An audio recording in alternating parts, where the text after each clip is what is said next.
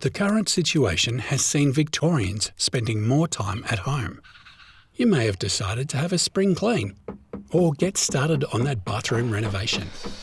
Keep in mind you're responsible for the disposal of all the waste you produce. Things like food scraps, demolition materials, hard rubbish and e-waste all have different requirements for correct disposal. Councils and the waste and recycling industry continue to provide waste services to the public.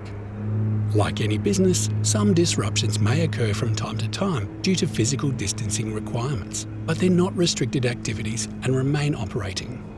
So your regular kerbside bin collections, such as recycling, household and garden waste, continue as usual. Hard rubbish collections are also available from your local council.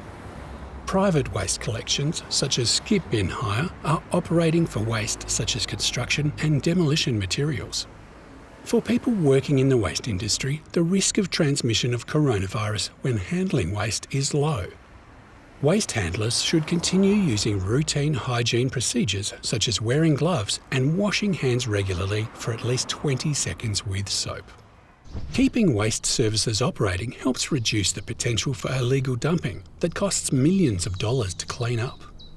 For more information on waste services, contact your local council or visit our website epa.vic.gov.au.